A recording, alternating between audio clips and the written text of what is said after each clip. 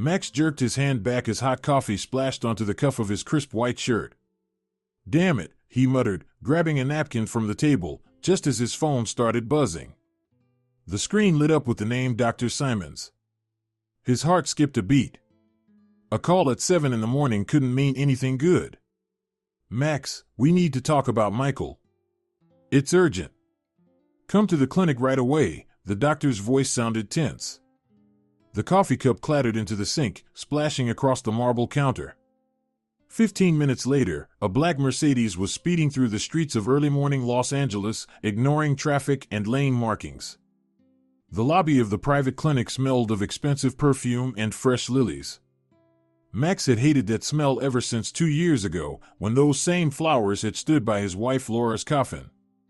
Dr. Simons came out to meet him, and one look at his face told Max it was bad. The tests show something unusual. There are traces of a substance in Michael's blood that, well, shouldn't be there. "It looks like slow poisoning," the doctor said carefully, choosing his words. Max felt the floor drop out from under him. His 7-year-old son, the only thing left from his once happy life, was dying, and he didn't even know why. But how? From where? Max's voice trembled. Simon spread his hands helplessly. "I don't know yet. We need further tests. But for now, it's crucial to isolate the boy from the source. Check everything: his food, water, toys, everyone who comes into contact with him." Faces flashed through Max's mind: Sandra, the nanny, who'd been with them for a year; Elizabeth, the cook, a trusted woman; Emily, the maid, young, pretty, always smiling at Michael. "No, that's impossible. What if I take him away?" "Leave town?" he asked hopefully. "In his condition, flying could be dangerous. And besides, we have to find the source, otherwise." The doctor trailed off, but Max understood. Leaving the clinic, he pulled out his phone and called his assistant. "Owen, I need a caregiver for Michael, right now. But not through an agency. I need someone from outside, someone who can't be linked to anyone in the house." An hour later, Owen called back. "There's one option. Kind of unusual. A young Romani woman named Radu. Used to work in a hospice. Excellent reviews, but she was fired after a conflict with management. She refused to stay quiet about stolen medications. They say she's honest to a fault." Max smirked. An honest gypsy? Sounded like an oxymoron. But he had no choice. "Fine. Have her come at 3. And, Owen, I want cameras. Everywhere. I want to see everything from my phone." Radu arrived exactly at 3, and Max was caught off guard. Instead of the bright skirts and jingling jewelry he'd imagined, she stood before him in simple jeans and a white blouse. Only her dark, sun-kissed skin, jet black hair pulled into a tight bun, and those huge brown eyes gave away her heritage. "Good afternoon. I'm here about the job," she said. Her voice was low and warm, with just a trace of an accent. "Have you worked with seriously ill children?" Max asked, studying her. 3 years in a hospice. I can show you my references." She handed him a folder. He flipped through the papers, glowing letters of gratitude from parents. "Why did you leave?" Radu met his gaze directly. The chief doctor was stealing morphine and selling it to addicts. The kids were suffering in pain. I reported it to the prosecutor's office. They fired me for absenteeism that never happened. Max nodded slowly. Honesty, even at her own expense, that was exactly what he needed now. "I have a sick son. He's 7. His condition is serious, and we still don't know the cause. I have to leave for a week, crucial business negotiations in Dubai. Can't cancel." "It's a $200 million contract," he said in a clipped, businesslike tone. "Your job is to stay with Michael day and night. Oversee his meds, meals, and general condition. There's household staff, but you are responsible for the boy. Your terms?" Radu nodded. "I need to see the child, his medical file, and the list of medications. And I'll cook for him myself, if that's allowed." "Cook?" We have a chef, Max said, surprised. I know. But a sick child needs specific food. That way, I'll know exactly what he's eating. Something in her tone made Max uneasy and oddly reassured at the same time. This woman clearly knew what she was doing. Michael was in his room, a huge space that looked more like half an apartment, filled with toys he hadn't touched in weeks. Pale, thin, with dark circles under his eyes, he looked more like a porcelain doll than a living boy. When he saw his father with a stranger, he gave a weak smile. Dad, is that my new nanny? Where's Aunt Sandra? Aunt Sandra went to visit her mom in Ohio. This is Radu. She'll stay with you while I'm away, Max said, sitting on the edge of the bed and ruffling his son's hair. Radu came closer and unexpectedly crouched down so her eyes were level with the boy's. Hi, Michael. You know, I have a secret. I can talk to toys. That bear over there just told me you love chocolate ice cream. Michael giggled weakly. You're lying. Toys don't talk. Wanna bet? Think of something only your favorite robot knows, and I'll try to guess. Radu winked, and for the first time in days, Max saw a spark of interest in his son's eyes. That evening, before leaving, Max gathered the staff in the kitchen. Emily, the maid, looked flawless as always, her blonde hair perfectly styled, her uniform fitting just right, accentuating her figure. She was under 30 and had been working there for 3 years, ever since Laura got sick. Elizabeth, the cook, a plump woman in her 50s, eyed Radu with clear disapproval. The idea that the new caregiver would be cooking herself clearly stung her pride. Gardener Frank and security guard Robert stood off to the side. This is Radu. She'll be caring for Michael while I'm away. I expect you all to give her your full support, Max said firmly, making it clear this wasn't up for debate. Emily smiled sweetly. Of course, Max. If you need anything, just ask, she said, turning to Radu, and for a brief moment, Radu caught something in her eyes. A challenge. That night, Max couldn't sleep. He paced his office, wondering if he was making a mistake leaving his son with a stranger. But there was no alternative. The Dubai contract could save his company from being taken over, and without money, he couldn't afford the best treatment for Michael. He opened his laptop and checked the camera feed. Everything worked perfectly. The cameras were discreetly hidden in lamps, paintings, even toys. He saw Radu sitting in a chair by Michael's bed, reading a book under the soft glow of the nightlight. The boy was sleeping peacefully, and Max finally began to relax. The next morning, as he said goodbye, he struggled to hold back tears. Dad, will you really be back in a week? Michael clutched his hand with his small, fragile fingers. I promise, buddy. And I'll bring you that robot transformer you wanted. The rainbow one, the boy's eyes lit up. The rainbow one. The coolest of them all. Radu stood aside, letting them say goodbye, and Max appreciated her tact. Don't worry. I'll take care of everything. I'll send you updates every 3 hours, she said when he turned to leave. Thank you. And be careful. If anything seems off, call me immediately. He wanted to tell her more, to explain his suspicions, but didn't. After all, he had the cameras. The plane took off at noon, and as soon as the electronic device's allowed sign came on, Max opened his tablet and connected to the cameras. Michael was sitting up in bed, and Radu was feeding him porridge with a spoon. The boy made a face but kept eating while she talked, probably telling him a story, because he was smiling. Max switched to the kitchen camera, empty. Living room, Emily was dusting, humming softly to herself. Everything looked normal. He exhaled. 2 hours later, he checked again and froze. Radu was in his office. By the safe. What was she doing there? It looked like she was searching for something. Then she stopped by the bookshelf and pulled out a book. A small packet slipped out from between the pages. Radu picked it up, studied it, and her expression changed, calm to alarmed in an instant. She opened it, sniffed the contents, then quickly recoiled. Carefully, she wrapped the packet in a handkerchief and slipped it into her pocket. Max frowned. What was that? He tried to remember if there was anything hidden in his office, but nothing came to mind. Meanwhile, Radu quickly left the office and went straight to Michael's room. The nursery camera showed her checking on the boy. He was asleep. Then she began methodically searching the room, looking behind furniture, under the rug, inside drawers. Max tensed. What was she looking for? A thief? No, she wasn't taking anything, just searching. Suddenly, Radu stopped by the nightstand next to Michael's bed. She opened the drawer and took out a bottle of vitamins, the same ones Emily gave the boy every day. Radu opened the cap, poured a few capsules into her palm, and examined them carefully.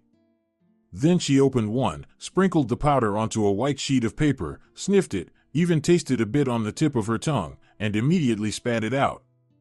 Her face went pale as chalk. Max gripped his tablet so tightly his knuckles turned white.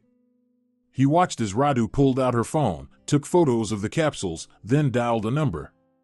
The engine noise drowned out the sound, but her gestures made it clear she was upset, maybe even frightened. When the call ended, she carefully returned the capsules to the bottle, except for a few she wrapped in paper and hid away. The next half hour felt like the longest of Max's life.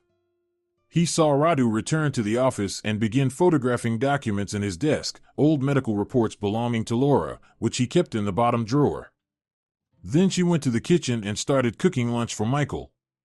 But Max noticed she didn't use anything from the fridge, only the food she'd brought in her own bag. Just then, Emily walked into the kitchen carrying a tray. I prepared Michael's vitamins, like always. Radu turned toward her, smiling. Thank you, but the doctor prescribed new ones. I've already given them to him. New ones? Max didn't say anything. Emily's voice had a sharp edge now. He probably forgot. You know how men are with details, Radu said lightly, shrugging and stirring the pot. Emily lingered a moment, then turned and left, but Max caught the way her fists clenched at her sides. The captain announced the descent, and Max had to switch off the tablet. He leaned back in his seat, trying to process what he'd just seen. Vitamins. Could someone really be poisoning his son through vitamins? But who? Emily? She'd always seemed so devoted to Michael, so caring. Or had someone switched the pills? He needed to call the police. No, better to wait for the test results. If Radu had sent the powder for analysis, they'd know soon enough. In Dubai, his business partners met him at the airport, forcing him to push his worries aside. Negotiations began right in the hotel. The Arabs wasted no time. But the moment he got a break, Max reconnected to the cameras. Michael was having dinner, Radu sitting beside him, telling some funny story. The boy was laughing, and Max couldn't believe his eyes. His son, who hadn't even smiled in a month, was laughing out loud. And then the bear says to the fox, "Hey, you promised to teach me how to fly." And the fox goes, "I did. You flew down perfectly." Radu imitated the voices, and Michael clapped his hands, giggling. "Radu, tell me the one about when you worked in the circus," the boy pleaded. "That's a long story, tomorrow," she said. "Please." Radu smiled. "All right, but only if you finish your dinner." So, I was 16, and my grandmother, yes, the real fortune-telling kind, decided it was time for me to find a husband. Max listened, smiling faintly despite himself. The girl had a gift with children, that much was obvious. But the unease lingered. What had she found in those capsules? He tried calling Dr. Simons, but there was no answer. It was already late evening in Los Angeles. The next day, negotiations were in full swing, but Max kept glancing at his phone. During lunch break, he checked the cameras again and froze. 2 police officers stood in the living room. Emily sat on the couch, crying, while Radu spoke to an investigator, showing him some papers. Michael was in his room with an older woman, probably a doctor. Max quickly dialed Radu. "Max. Thank God you called." Her voice was tense. "What's going on? Why is the police there?" "I sent the capsules to a chemist I know. They contained ricin, one of the deadliest poisons. That's what's been making Michael sick." And there's more. I found your wife's medical records. The same symptoms, the same gradual decline. Max, your wife was poisoned too. Max felt the world tilt. He gripped the edge of the table to keep from falling. Laura. His beloved Laura, murdered. Who? He forced out. We don't know for sure yet. But the capsules were in Michael's nightstand, and only the staff had access. The police are questioning everyone. Emily claims she bought the vitamins at the pharmacy with a prescription, but she can't find the receipt. And Michael? How is he? Dr. Simons came over. He says if we stop the poisoning now, your son will make a full recovery. I'm cooking everything myself, only safe ingredients. Max closed his eyes, trying to calm down. He had to fly home. But the contract, $200 million, the future of his company. Radu, I can't come back yet. The negotiations are at a critical point. Can you handle things? Don't worry. I haven't left Michael's side. The police are here around the clock. Thank you. Thank you for everything, Max said, his voice shaking. I'm just doing my job, she replied softly, but there was warmth in her tone. The next 3 days were hell. Days filled with grueling negotiations with the Arab partners, who haggled over every clause, nights spent anxiously watching the house through his cameras. The police had taken Emily in for questioning, then released her, no solid evidence yet. They also checked the cook, but she was innocent. Max watched as Radu barely slept, keeping vigil by Michael's bed. The boy was improving, color returning to his cheeks, his appetite back, even standing up to play again. Then, on the fourth night, something unexpected happened. Max woke to Radu's call at 3 a.m. Los Angeles time. Max, turn on the living room camera, now.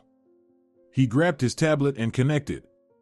In the dim light of the living room, he saw Emily. She was standing by the cabinet, searching for something. Then she pulled out a small box hidden behind the books and opened it. Even through the screen, he could see her take out a small vial and a photograph. Emily lifted the photo to her face and kissed it. That's a picture of your wife, Radu whispered over the phone. And suddenly, it all clicked. Memory flooded back, how Emily always tried to look perfect whenever he was home, how her fingers brushed his when she served coffee, how she looked at him when she thought he wasn't watching. God. She'd been in love with him. And Laura had stood in her way. Call the police. Right now, he ordered. Through the camera, he saw officers burst into the house, Emily trying to throw the vial out the window before they stopped her. She collapsed to her knees, sobbing, even without sound. It was clear she had confessed. Max sat frozen in his Dubai hotel room. 3 years. For 3 years, his wife's killer had lived under his roof, smiling at him, caring for his son. And then she decided to kill Michael too. But why? He called the detective whose number Radu had given him. She told us everything, Detective Miller said wearily. She fell in love with you when she first started working there. She hoped that once your wife died, you'd notice her. But instead, you buried yourself in work and your son. She got jealous, even of the boy. Thought that if Michael died, you'd be heartbroken and she'd be the one to comfort you. Max felt sick to his stomach. She's insane? The psychiatrists will decide that. But she bought the poison knowingly, through the dark web. Ricin. She mixed it into the vitamin capsules, a little at a time, so the death would look natural. She succeeded with your wife. The contract was signed the next day. Max barely remembered how. His mind was thousands of miles away, at home. The Arab partners seemed satisfied, in his emotional haze, he'd agreed to every term just to get it over with and leave. On the plane, he turned the cameras back on. Radu and Michael were in the garden. The boy was chasing butterflies, and she sat on the bench, laughing. Sunlight danced in her black hair, and Max suddenly realized how beautiful she was, not with Emily's cold, polished beauty, but with something alive and real. Michael ran up to her and hugged her. She stroked his hair, and there was so much tenderness in that gesture that Max felt his chest tighten. At home, he was greeted by a joyful shout. "Daddy's home." Michael rushed toward him, and Max scooped him up, hardly believing his luck. The boy was light in his arms, but not as frighteningly weightless as he'd been a week ago. "Dad," Radu said, "you're a hero. That you saved me." Max looked at Radu over his son's head. She stood in the doorway, smiling. "I told him the truth. You hired me just in time." "You're the one who saved him," Max said quietly. "We both did," she replied, winking at Michael, who giggled. That evening, after Michael fell asleep, they sat on the terrace drinking tea. Max told her what he'd learned from the detective. Radu listened silently, shaking her head from time to time. "You know what's the scariest part? I actually noticed the way she looked at you. Women's intuition, you know. But I thought, so what, maybe she had a crush on her boss, it happens. I never imagined she was capable of murder." "How did you figure out the vitamins?" Max asked. Radu shrugged. "My grandmother always said, if a child is sick for no reason, check everything he eats or drinks. Those vitamins seemed off. Regular capsules, but the smell was wrong. Ricin has a very specific, faint odor. In the hospice, we were trained to recognize poisons. Sadly, some relatives try to hurry things along for the sake of an inheritance." "You've seen some terrible things," Max said, shaking his head. "Terrible, but useful. If not for that, I wouldn't have noticed." They sat in silence, looking up at the stars. The garden smelled of jasmine, and somewhere in the distance, a dog barked. Ordinary, peaceful life, the kind that had almost ended in tragedy. "Radu, stay with us," Max said suddenly. She raised her eyebrows in surprise. "What do you mean?" "Michael needs someone constant in his life. He's attached to you." And now he paused, unsure how to express the mix of gratitude and something else, something he couldn't yet define. "I'll stay until he's fully recovered," Radu said carefully. "And after that?" She smiled. "We'll see. Life's unpredictable, you know." The following weeks passed in a blur. Michael was recovering fast, his tests improved, his strength returned. He was playing again, laughing, being mischievous. Radu practically lived in the house, though Max had rented her an apartment nearby. She came early every morning and left only after Michael was asleep. Max found himself waiting for her more and more, for her low, warm laughter when Michael said something funny, for the faint scent of her perfume, something exotic and spicy, with a hint of cinnamon. For the moment she'd step onto the terrace with a tray of tea, and they'd sit and talk about everything under the sun. Radu turned out to be surprisingly well-read. She quoted Garcia Marquez in the original Spanish, recited Brodsky, and understood classical music. "Where'd a Romani girl learn all that?" Max teased. "In the library," she laughed. "You'd be surprised how much free time you get during night shifts at a hospice. I read half of world literature there." 2 months later, Emily's trial began. Max had to testify, to relive his wife's death, to look into the eyes of the woman who had killed Laura. Emily looked gaunt, older. When the judge asked about her motives, she burst into tears and said, "I loved him. I loved him so much I was ready to do anything. But he never noticed me, he only saw a maid." Max sat in the courtroom feeling nothing but emptiness. Love that kills, can that even be called love? Radu sat beside him and, at one point, quietly took his hand. Her palm was warm and steady, and that simple touch made everything a little easier. Emily was sentenced to 15 years in a maximum security prison. As Max was leaving the courtroom, he heard her shout after him, "I loved you. You never understood." He didn't look back. Outside, the sun was shining, and the air smelled of linden trees. Radu walked beside him in silence until Max suddenly stopped. "You know, I can't help feeling guilty," he said. "Guilty? For what?" she asked, puzzled. "If I'd noticed her feelings earlier, maybe if I'd told her clearly that nothing could ever happen between us, maybe she wouldn't have." Radu shook her head. "Don't take on someone else's guilt. You can't be responsible for another person's feelings, let alone their crimes. She made her own choices. At home, Michael was waiting with his new nanny, an older woman recommended by Dr. Simons. Dad. Radu. Look what I drew. He handed them a sheet of paper with 3 stick figures holding hands. Is that us? Max asked. Uh-huh. We're a family, Michael said proudly. Max and Radu exchanged glances, both blushing. That evening, when Radu got ready to leave, Michael clung to her. Don't go. Stay. Sweetheart, I have to go home, she said gently. But why don't you live with us? Dad, tell Radu to live with us. Max felt himself turning red. Michael, it's complicated. What's so complicated? You love each other, the boy said with disarming sincerity. An awkward silence hung in the air. Radu was the first to speak. Michael, love isn't that simple. People need time to really get to know each other. But you already do, the boy protested. You've been together every day for 3 months. Max cleared his throat. Buddy, go get ready for bed. Radu and I need to talk. When Michael reluctantly left, they were alone in the living room. The silence stretched, growing heavier by the second. At last, Max spoke. Please don't mind him. Kids just say whatever they think. Yes, children are very honest, Radu said softly, staring at the floor. Radu, he hesitated. I don't even know how to say this. After Laura died, I thought I'd never be able to feel anything again. But then you came along, and everything changed. She looked up, her huge brown eyes gleaming with flecks of gold. Max, you've been through so much, losing your wife, being betrayed by someone you trusted. Don't rush this. Maybe it's just gratitude? No, he said firmly.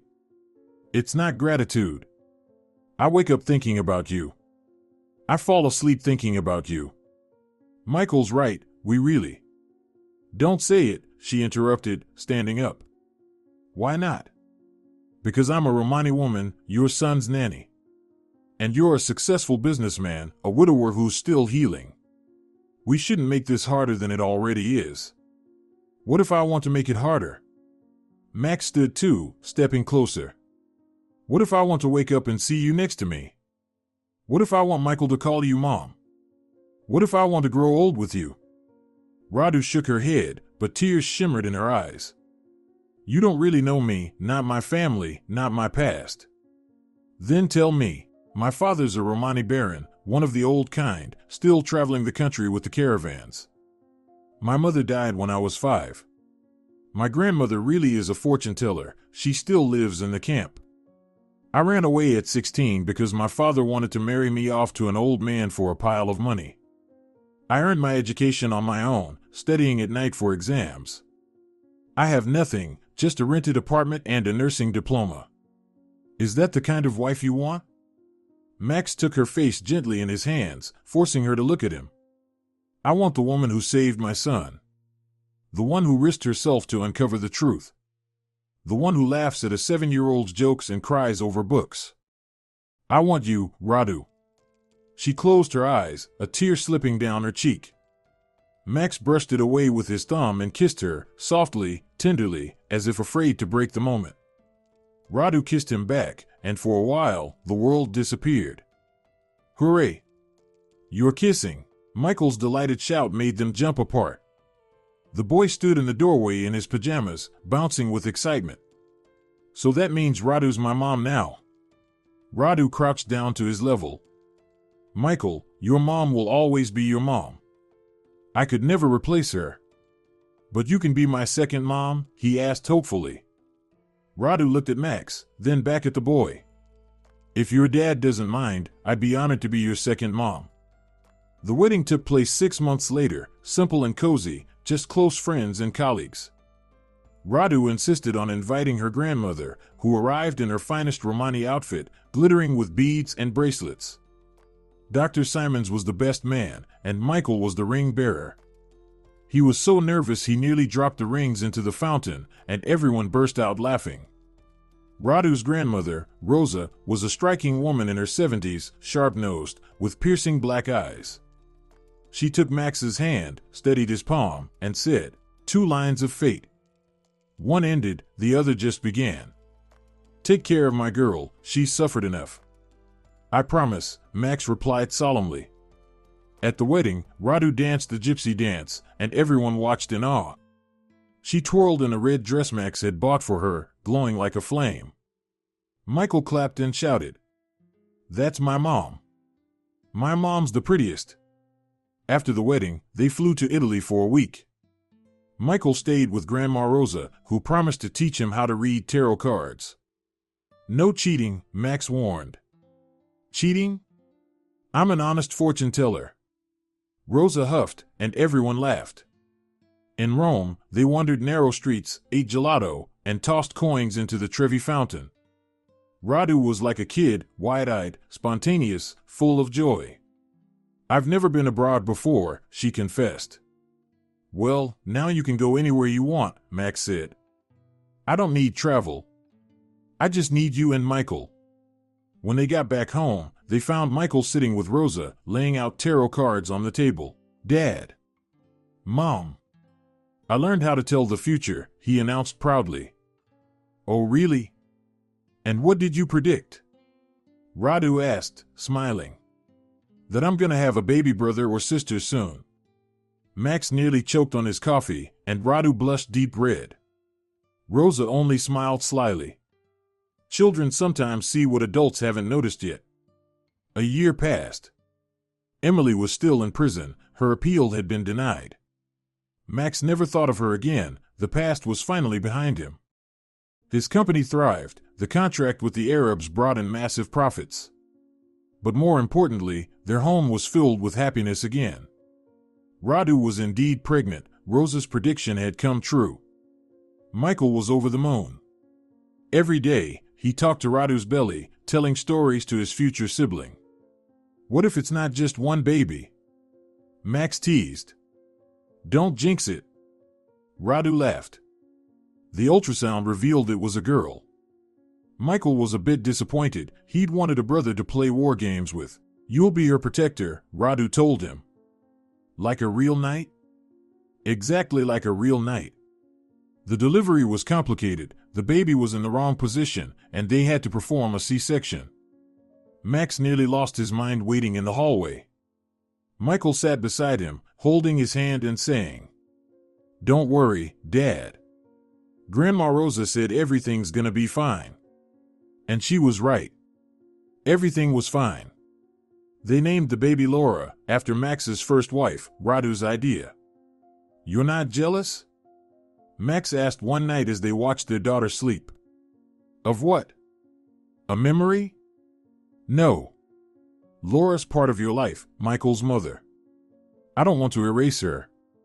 And our Laura will grow up knowing she's named after a kind woman who left too soon." Little Laura grew up looking just like her mother, dark-haired, warm-skinned, with huge brown eyes. Michael adored his sister, carrying her around and singing lullabies. "Careful, you'll drop her." Radu fretted. "I won't. I'm a knight, remember?" When Laura turned 1, they threw a big party, friends, colleagues, even some business partners came. Rosa arrived with half her family, loud, cheerful, musical. At first, Max was nervous, his conservative business partners and a whole Romani clan in one place. But then he let it go. This was his family, his life. The celebration was a blast. The Romani sang and danced, Michael performed card tricks Rosa had taught him, baby Laura clapped her hands and laughed. Dr. Simons drank a little too much and ended up dancing with one of Radu's stunning cousins. "Are you happy?" Max asked, holding his wife as they stood on the terrace watching the fun. "Madly," Radu said. "You know, sometimes I think, if it weren't for that horrible story, we'd never have met." "Everything happens for a reason," Max said thoughtfully. "Your grandmother's right, fate always finds a way to bring together those who are meant to be." At that moment, Michael came running up to them. "Mom. Dad. Grandma Rosa says Laura's going to have another brother." Max and Radu exchanged glances. "What?" they exclaimed in unison. As Rosa walked by, she winked mischievously. "I'm never wrong. You're going to have a big family. Just like real gypsies. And you know what?" She was right again. 9 months later, they had a son. They named him Roman, after Radu's Romani roots. Max just laughed. "Looks like your grandmother really is a witch." "Not a witch, a wise woman," Radu corrected. The house filled with the sound of children's laughter. Michael taught the little ones to ride bikes, Laura chased her brothers, tripping over her dresses, and Roman toddled around, holding on to the furniture. Radu managed everything, cooking, singing gypsy lullabies, telling bedtime stories. Max would come home from work and sink into the joyful chaos, forgetting about deals and contracts. Sometimes, at night, he woke up in a cold sweat, remembering how close he'd come to losing Michael. And each time, Radu would wrap her arms around him and whisper, "It's over. We're together. The kids are healthy. Everything's okay." And he would calm down, drifting back to sleep with his face buried in her cinnamon-scented hair. Later, Emily's sentence was extended. It turned out she had poisoned another employer 10 years earlier, an elderly woman who'd left her a small inheritance. Max didn't follow the new trial. That chapter of their lives was closed forever. "You know what I've been thinking?" Radu said one afternoon as they sat in the garden watching the kids play. "What?" "That evil always punishes itself. Emily wanted love, but she chose hate and ended up with nothing. And we chose love," Max added. "And ended up with everything." 5 years had passed since Radu first stepped into their house. Michael was now a serious teenager but still adored his second mom. Laura had started school and amazed her teachers with her gift for languages. Her Romani blood clearly showed. Roman was the spitting image of his father, thoughtful and serious, with a spark of mischief in his eyes. And under Radu's heart, a fourth child was growing. "Maybe that's enough?" Max teased. "For kids, that's insane."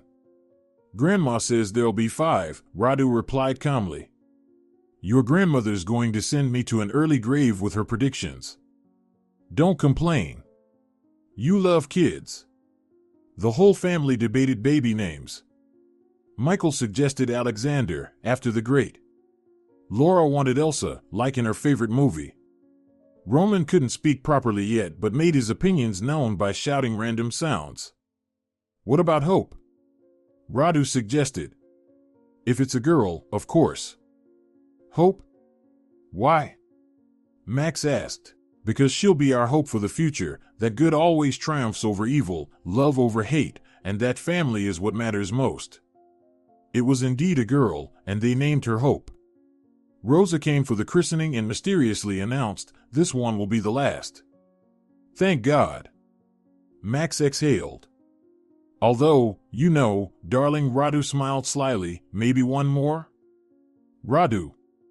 Max clutched his chest dramatically. Everyone burst out laughing.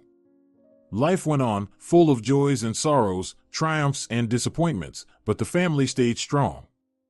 Michael went to medical school, determined to become a doctor like Dr. Simons, who by then was practically a grandfather to him. Laura dreamed of becoming an actress. Roman was set on computers, talking about coding and robots. And little Hope simply enjoyed life. One evening, after the kids were asleep, Max and Radu sat on the same terrace where they'd once shared their first cup of tea together.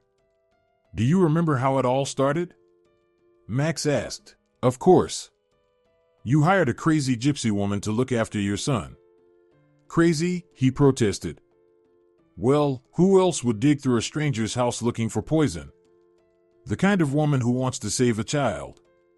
And make his father fall in love with her," Radu added with a smile. "That part was planned?" "No," she said softly. "That part was fate." They sat together, arms wrapped around each other, gazing at the stars. Max thought about how strange life could be, how loss could lead to discovery, betrayal to true love, and death to new life. He was grateful for it all, even the pain, because without it, this happiness wouldn't exist. Music drifted in from afar. The neighbors were celebrating something. Radu stood and reached out her hand. Dance with me? Here? Now? Why not? Life's too short not to dance under the stars. And so they danced, the widower who'd found love again and the Romani woman who had saved his son and his soul. They danced, and they were happy. Inside the house, for children slept, the treasures they'd give their lives for. In the kitchen, Grandma Rosa dozed off after a long day of storytelling. In the living room, an old dog Michael had rescued from the street snored softly. Just an ordinary home, an ordinary family, extraordinary only in the story that had brought them together. And somewhere far away, in a cold prison cell, sat a woman who had chosen hate instead of love. Emily had aged before her time, her hair gray, her beauty gone. She still thought of Max sometimes, but no longer with passion, only with bitterness and regret. If only she could turn back time, but time never rewinds, and every choice shapes the rest of our lives. Radu never told Max, but once she had visited Emily in prison. She just wanted to look into the eyes of the woman who had almost destroyed them. At first, Emily didn't recognize her.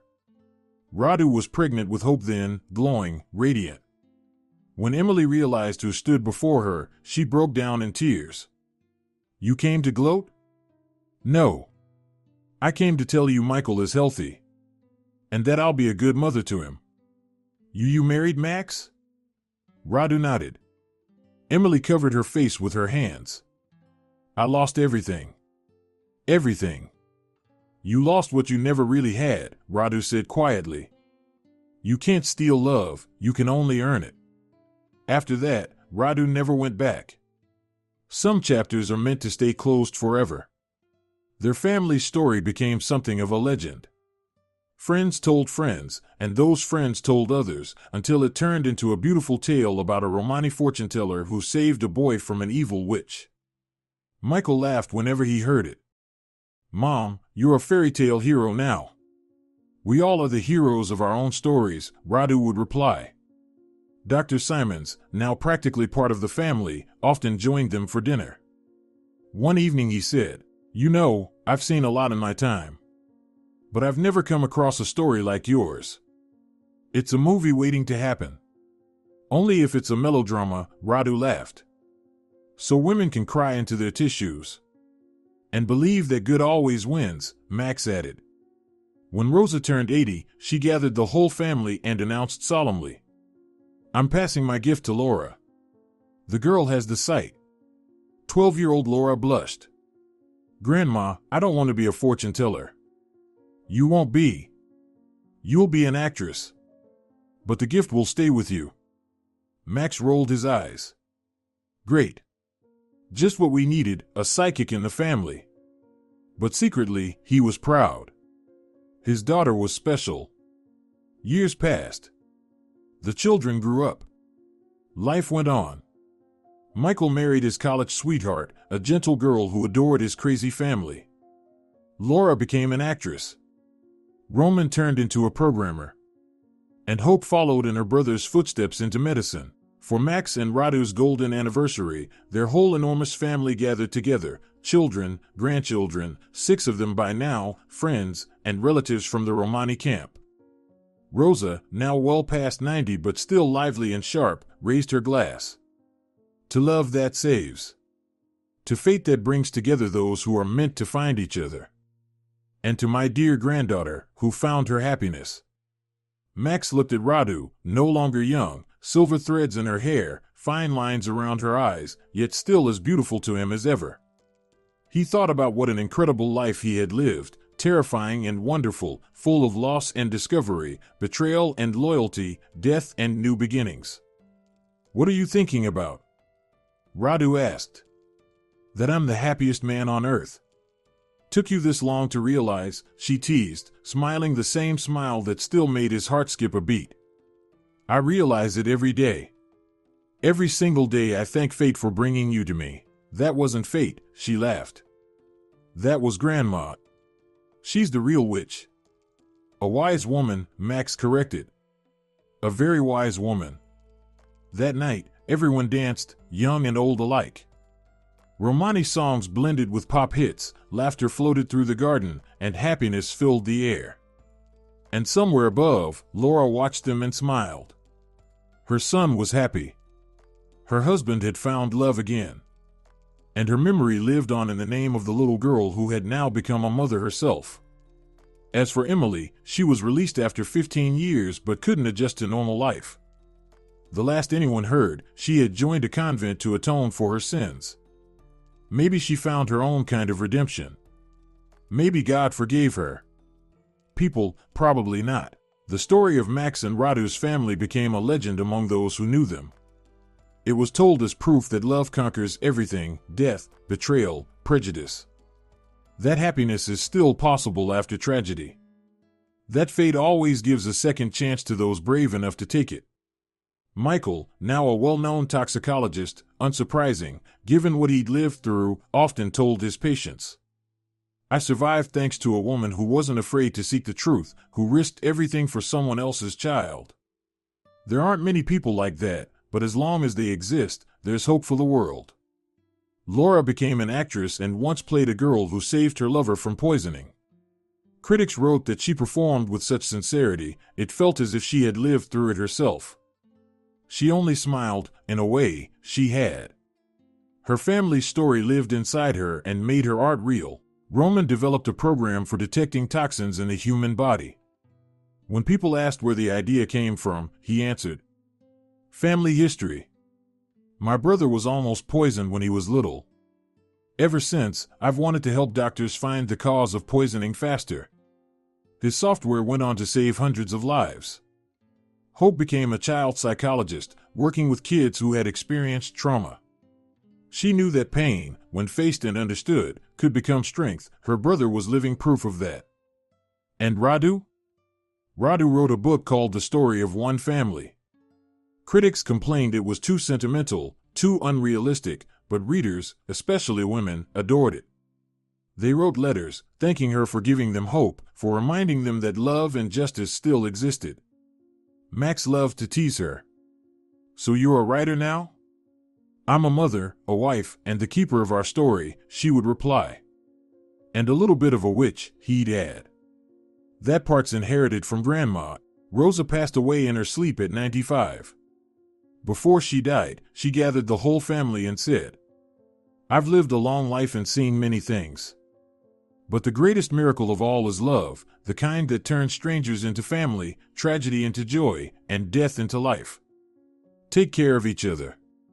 They buried her according to Romani tradition, with songs and dancing. She'd never liked tears. 25 years had passed since the day Radu first stepped through Max's door. A quarter of a century. They now sat on the same terrace, older but still in love. Their grandchildren played in the garden, while their grown children bustled in the kitchen, preparing a festive dinner. "You know," Max said, "if I could live my life all over again, I wouldn't change a thing." "Not even the tragedy with Laura?" Radu asked softly. "Not even that. Because it led me to you." "Fatalist," she smiled. "Realist," he corrected. "I know every pain I've lived through had a purpose. It made me who I am. And it brought me here, to all of this." The sun was setting beyond the horizon, painting the sky in shades of rose and gold. Birds sang somewhere in the distance. The air smelled of jasmine and freshly cut grass, just another summer evening in their home outside Los Angeles. But for them, it was a whole universe of happiness. "Radu?" Max called quietly. "Yes?" "Thank you." "For what?" "For saving my son. For becoming my wife. For giving me our children. For making me happy." She took his hand and kissed his palm.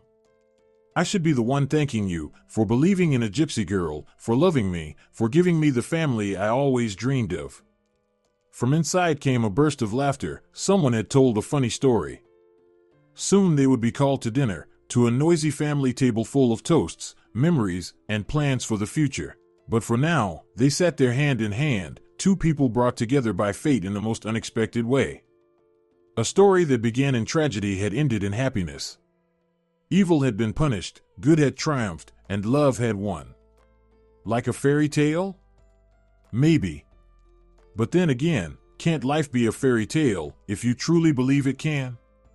Michael stepped out onto the terrace. Mom, Dad, come on. Dinner's ready. Laura made your favorite, gypsy-style pilaf. They stood up and walked inside, toward their big, noisy, beautiful, happy family.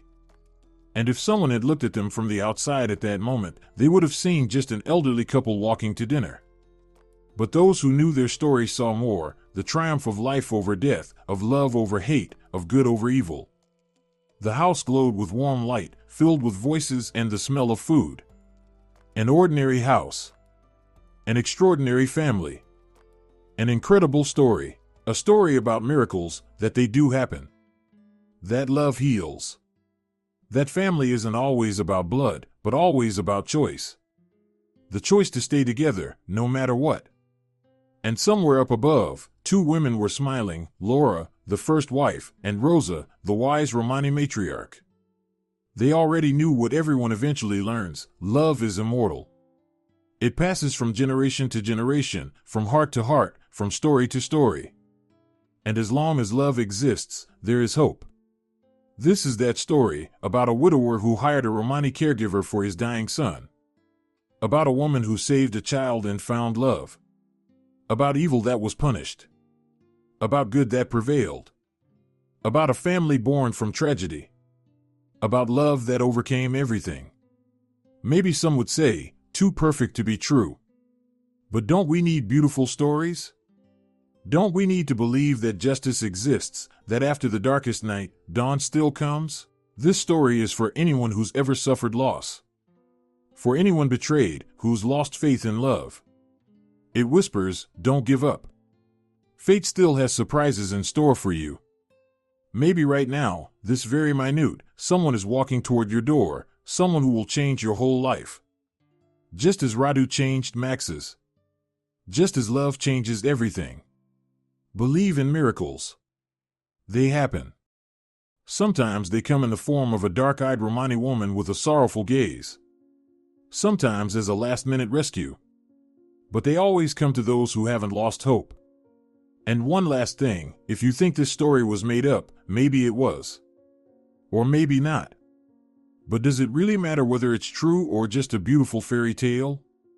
What matters is what it gives you: faith, hope, love. And that's as real as anything in this world. But the story wasn't over yet. Life has a way of surprising us even when we think all the fairy tales have been told, all the dramas played out, and all the happy endings written. 5 more years passed.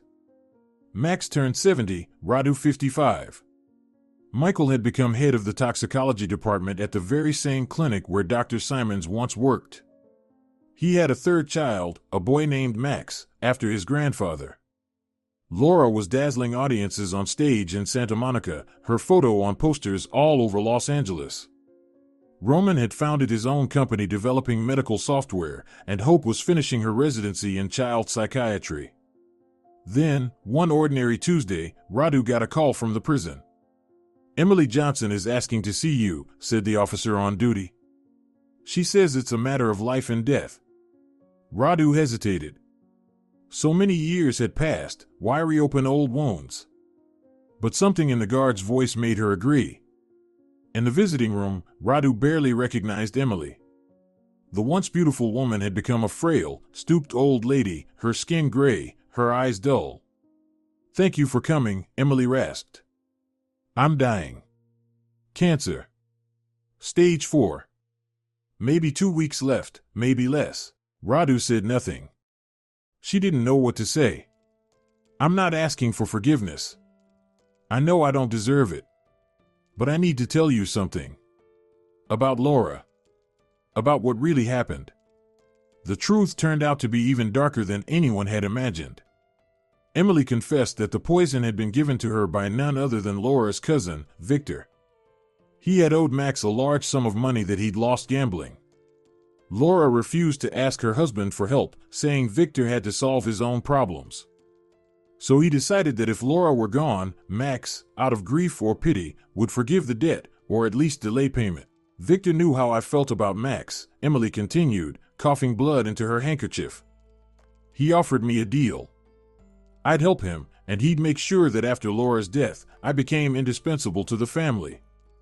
He even promised he could help with Max, said he knew people, hypnotists, or something. I was out of my mind and agreed. But after Laura died, he disappeared. The debt was written off in her memory, and I was left alone, with my guilt and my madness. Radu shivered. Why didn't you say this at the trial? Victor threatened to kill my mother. She was in a nursing home, helpless. But now she's gone, and I'm dying too. Victor has to pay for what he did. Emily pulled out a yellowed envelope. Here. Letters between us. I kept everything. Give them to the police. Let me do at least one decent thing before I die. When Radu left the prison, she sat in her car for a long time, hands trembling so hard she couldn't start the engine. Then she called Max. We need to talk. It's urgent. At home, after hearing her out, Max went pale. Victor the First helped him after Laura's death. Gave him money for a new business. He came to the funeral, cried his eyes out. What do we do? Radu asked. What we must. We'll take the letters to the authorities. Victor's arrest hit the news like a bombshell. The respected businessman, philanthropist, and father of 3 turned out to be the man behind his own cousin's murder. In court, he denied everything, but forensic experts confirmed the authenticity of the letters. He was sentenced to 12 years in prison. Emily died 3 days after his arrest, as if she had been waiting for justice to finally be done. Only Radu came to her funeral. Max couldn't bring himself to go, too much pain was tied to that woman. Radu stood quietly by the grave and placed a bouquet of white chrysanthemums. Rest in peace, she whispered. You've paid your debt in full. At home, Max met her with worry in his eyes. Why did you go? Someone had to. She died alone, unloved, unforgiven. That's a terrible fate. He pulled her close. You have too kind a heart. If it weren't for this heart, you would have lost your son, Radu reminded him gently. He kissed the top of her head.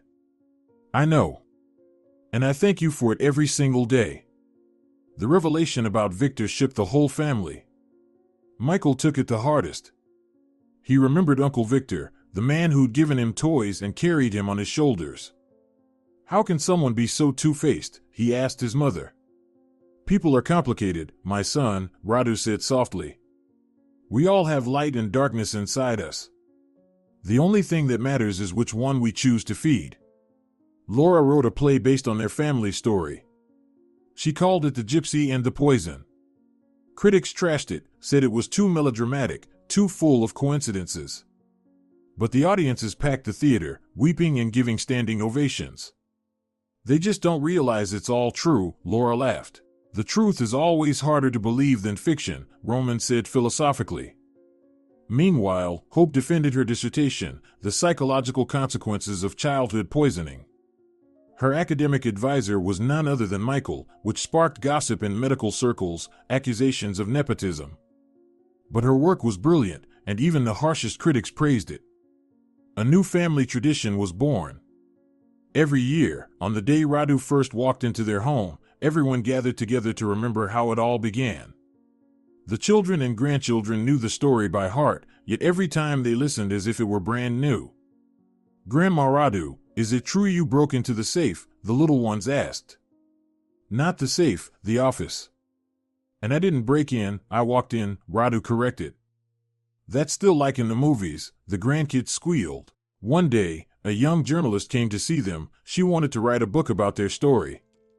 Her name was Marina, about 30, with curly red hair, freckles, and lively green eyes. I read your book, Radu, she said, and I couldn't believe it was real.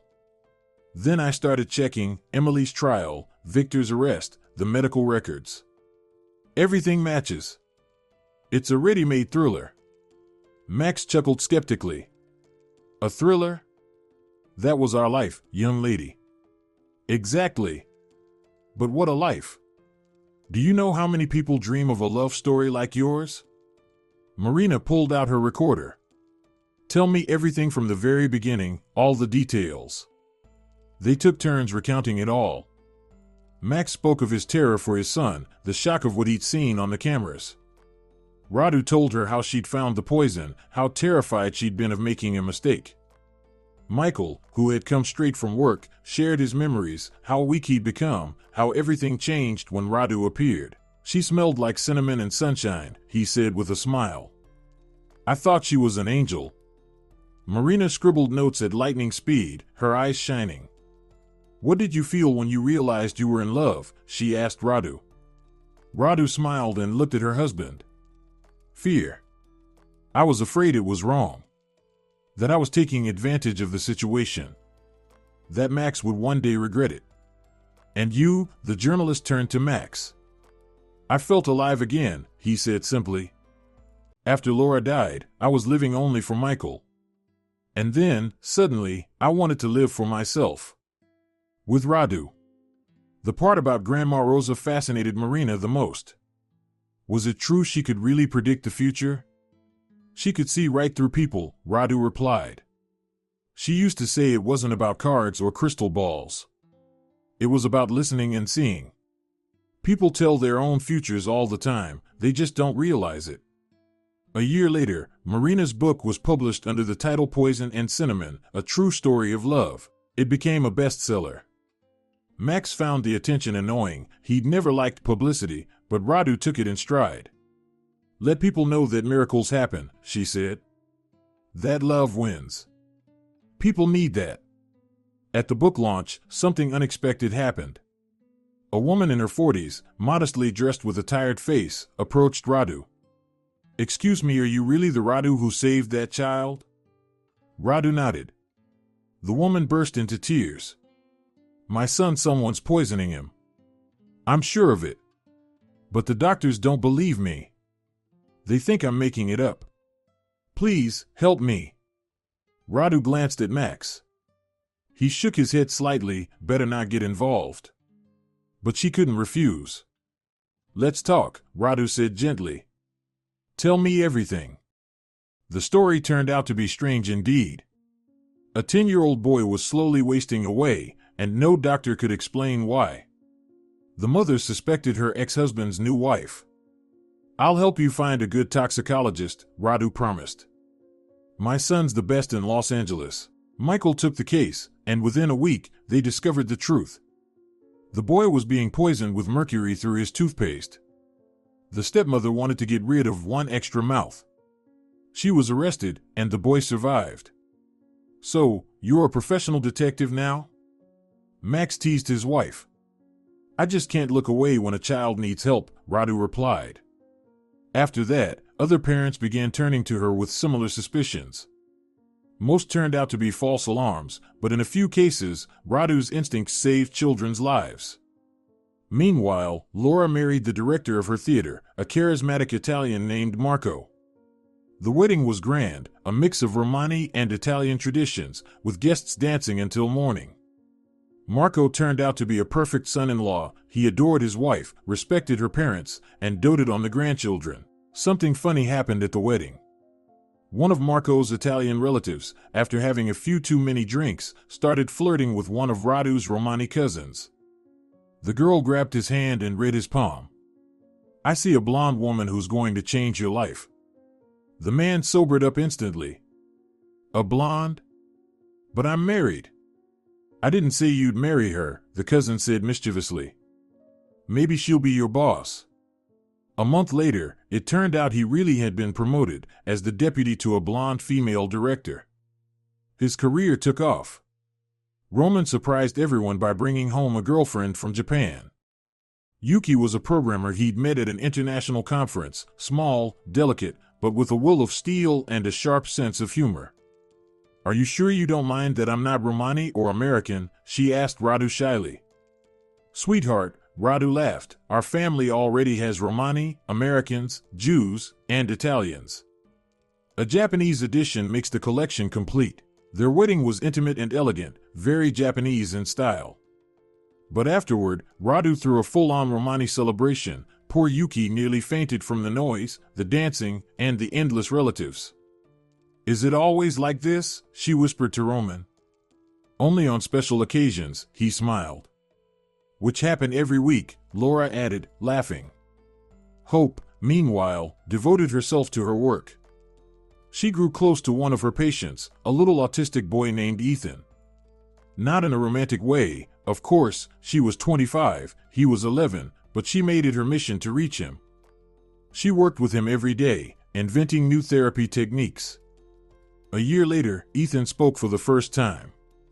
The first words out of his mouth were, hope. Sunshine. Ethan's parents cried with joy. Max was bursting with pride. You're a real doctor, the kind who never gives up.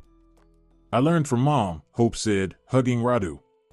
She taught me to fight for people and to look for unusual answers. A new family tradition began, charity. Max founded a fund to help children affected by poisoning. Radu organized a counseling program within it. Michael volunteered as a medical consultant, Laura performed benefit shows, and Roman created an open-access database of toxins and antidotes for doctors worldwide. One day, a woman came to the foundation with a heartbreaking case. Her daughter had been poisoned by a jealous classmate who slipped something into her water. The girl survived but suffered severe liver damage and needed an expensive operation abroad. Max didn't hesitate, he paid for the treatment himself. Why do you help strangers? A journalist asked at the foundation's press conference. Because once, a stranger, a Romani woman, saved my son's life. I guess it's karma, Max said simply. When the world gives you good, you give it back. Michael eventually remarried. His first marriage had fallen apart after 5 years, his long hours and late-night calls proved too much. His new wife, Carol, was a fellow toxicologist who understood his world perfectly. They had twins, a boy and a girl, and named them symbolically Hope and Faith. Love's already taken in this family, that's me, Hope joked. For Max's 75th birthday, so many people came that they had to rent an entire restaurant. Business partners, doctors from the clinic, actors from Laura's theater, programmers from Roman's company, and even a few former patients from the foundation, everyone was there. But the biggest surprise guest was Detective Miller, the retired investigator from Emily's case. I've been retired 5 years now, he said, shaking Max's hand, but I still remember your case. In 30 years on the force, I saw a lot, but never another story like yours. Did you know your case is now studied at the Academy as an example of creative investigation? Radu laughed.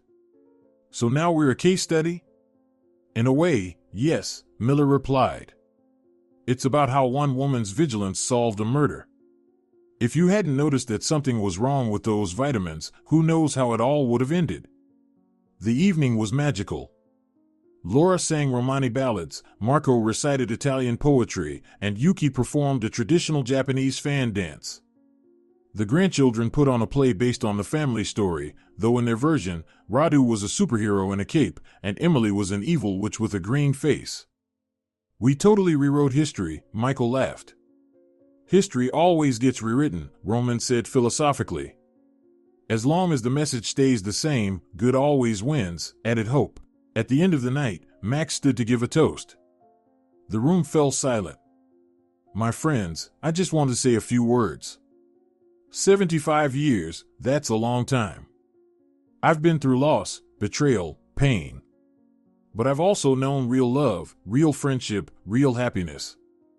And it's all thanks to one person, my wife, Radu. He turned to her, eyes shining with tears. You didn't just save my son. You saved me. You gave me a second life, a second family, a second chance at happiness. I don't know if I believe in God, but I do believe in angels. Because one of them is sitting right next to me. Radu was crying too, unashamed. The entire hall stood and applauded. Then little Max Jr. shouted, Grandpa, why are you crying? Are you sad? No, buddy. These are happy tears. People cry when they're happy? When happiness gets too big to stay inside, Grandma Radu explained, it spills out through your eyes. After the party, when everyone had gone home, Max and Radu sat together in the empty hall. That was a good night, Radu said softly. The best night of my life, Radu said softly. Well, after our wedding, of course. She rested her head on his shoulder. You know, I sometimes wonder what would have happened if I hadn't come to that job interview that day. Don't think about that, Max said. You did come. That's what matters. A month after his 75th birthday, something happened no one expected. Max got a call from the FBI. Victor escaped, the agent said. He broke out during a prison transfer. He's been on the run for a week. We believe he may try to get revenge on your family. Please be cautious. Max tightened security around the house, hired bodyguards for the children and grandchildren. Radu tried to stay calm, but he could see the tension in her eyes. He's not suicidal enough to come near us, she said, though her voice betrayed her doubt. 2 weeks later, Victor appeared in the most unexpected way. Radu was coming back from the grocery store when a beggar approached her. She reached for some change and froze when she heard his voice. Radu, it's me, Victor. Please, don't scream. She went rigid. Before her stood a gaunt, unshaven man, barely recognizable as the sleek businessman she remembered. What do you want? She asked, forcing herself to stay calm. To talk. Just talk. I won't hurt you. I swear. They sat down in a small cafe nearby. Radu quietly turned on the recorder on her phone and sent Max a quick text with the location. I'm not here for revenge, Victor began. I escaped because someone in prison wanted me dead, a hit, ordered by one of my old partners. I just want to get out of the country, start over. But I need money. You think we'd give you money after what you did? Radu couldn't believe his audacity. I know you don't owe me anything, he said. I'm not asking for myself. I have a daughter, she's 15. After my arrest, my wife left with her. They live in poverty in Ohio. If I disappear for good, at least they'll be safe. Radu said nothing.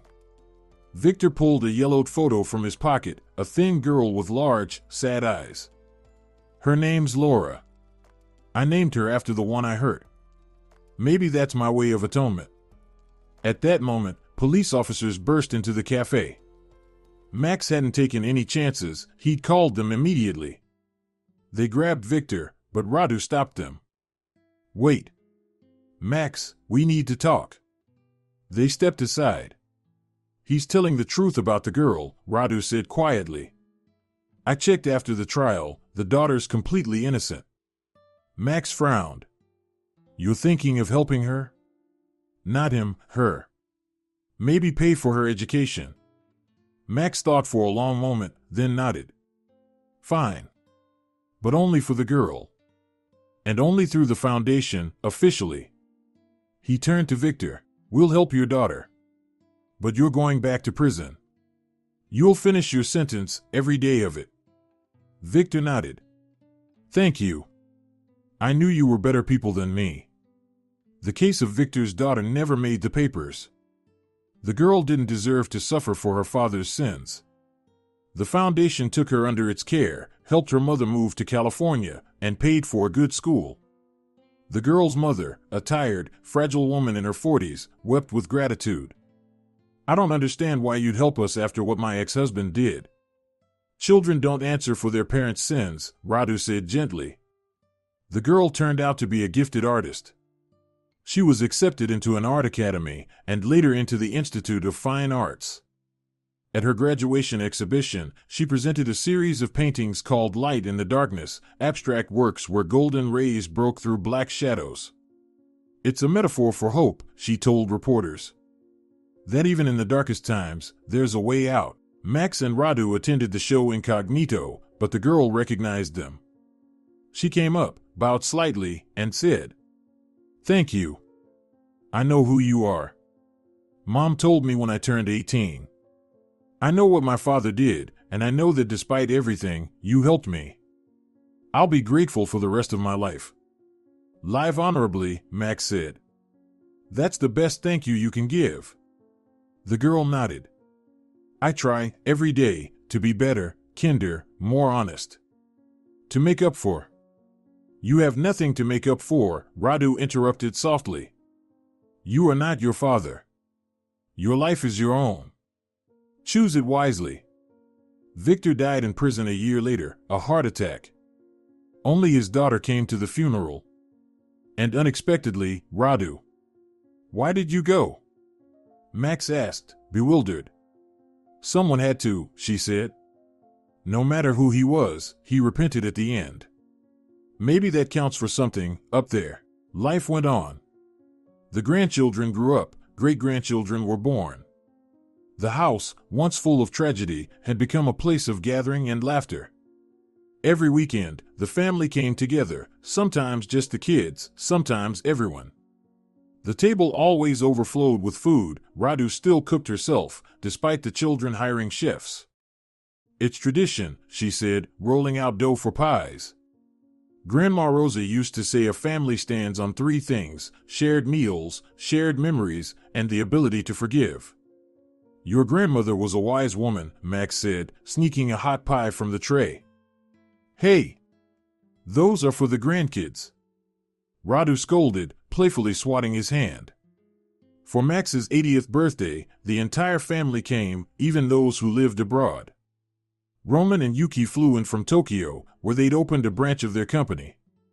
Laura paused her Paris tour. Hope left her clinic in Berlin, where she taught classes. Michael canceled a major conference. You're all here, Max said, deeply moved. Where else would we be? Hope laughed. You're our patriarch, Dad, Roman added. Without you, we're just a bunch of relatives. With you, we're a family. At the festive dinner, Michael stood up to give a toast. Dad, do you remember the day I almost died? Max's face grew somber. How could I forget? Well, I want to say thank you. Not just for saving me, but for showing me how to live afterward. How to turn tragedy into triumph, pain into strength, loneliness into love. You and Mom, you're our example. Everyone raised their glasses. Then little great-granddaughter Rosie, named after her great-great-grandmother, piped up. Grandpa Max, is it true that Grandma Radu is a witch? Max burst out laughing. It's true, sweetheart, the most wonderful kind of witch. Will I be a witch too? Of course. If you're as kind and brave as your grandma. After dinner, while the younger ones danced and the children played in the garden, Max and Radu sat together on the terrace, the same one where, so many years ago, they'd shared their first tea. Tired? She asked. Happy, he corrected softly. I look at them all, the children, the grandchildren, the great-grandchildren, and I can't believe this is our family. That we built this. We didn't build it, Radu smiled. It grew out of love. Their hands, now marked with age spots and wrinkles, intertwined as tightly as they had decades ago. You know what I'm thinking? Max said. What? That if I could live my life all over again, I'd still hire that young Romani woman to care for my son. Radu laughed. And I'd still sneak into your office to look for poison. Crazy woman. Savior. My love. In the garden, the grandchildren were playing hide and seek. Their laughter floated through the evening air, mingling with the music coming from the house. Somewhere nearby, a dog barked, the fifth one the kids had brought home over the years. An ordinary family evening in a big, happy home. Radu suddenly remembered her grandmother Rosa's words, happiness isn't the end of the road, it's the road itself. It's not a reward for suffering, it's the ability to find light in the dark. She'd been right, that wise old Romani woman. Their path had been full of darkness, death, betrayal, poison, revenge. But they had found the light. And now that light guided their children and grandchildren. Radu? Max called softly. Yes? Let's dance. Here? Now? We're not 20 anymore. So what? Since when is there an age limit for dancing under the stars? He turned on their favorite song, the same one they had danced to at their wedding. Then he stood, bowed gallantly. May I have this dance, my lady? With pleasure, my good sir. They danced slowly, carefully. Age had left its mark. But there was more love and tenderness in that dance than in all the fiery ones of their youth. It was the dance of two people who had lived a lifetime together and would gladly live it all over again if they could. Hope stepped out of the house, about to say something, but froze when she saw her parents dancing. Michael joined her, then Laura and Marco, Roman and Yuki. They all stood watching as two elderly souls moved together under the stars. There was something timeless, almost sacred in the sight. That's love, Yuki whispered. It's more than love, said Roman. It's proof that good always wins. How cliché, Laura muttered. Cliché, but true, Michael countered. Sometimes the simplest truths are the most important. The music ended, but Max and Radu stayed in each other's arms. Thank you, he whispered. For what? For everything. Every day, every hour, every minute. I should be the one thanking you, she said. For believing in a gypsy. You turned out to be more than a gypsy, you're my guardian angel. The grandchildren came running, calling them back inside. It was time to cut the cake. Hand in hand, surrounded by children, grandchildren, and great-grandchildren, Max and Radu walked back into the house, a big, noisy, loving family, born from tragedy, grown from love, tempered by hardship. The house was warm and bright. The walls were covered with photos, weddings, births, graduations, and hundreds of small happy moments. In the corner hung a portrait of Laura, a beautiful woman with kind eyes. Radu had insisted it stay there. She's part of our story, she always said. Without her, there wouldn't be Michael. And without Michael, there wouldn't be us. The cake was enormous, 5 tiers high, topped with tiny marzipan figures of every family member. It was Laura's work. She had taken up baking in her spare time from the theater. Look, it's us, the children squealed, pointing at their little sugar doubles. And where's great-great-grandma Rosa? One of the youngest asked. Right there, at the top, Radu said, smiling. See her? With the cards in her hands. She's watching over us. When the cake was cut and everyone had a slice, Max stood up again. Family, friends, I have an announcement. Radu and I have decided to create a memorial foundation.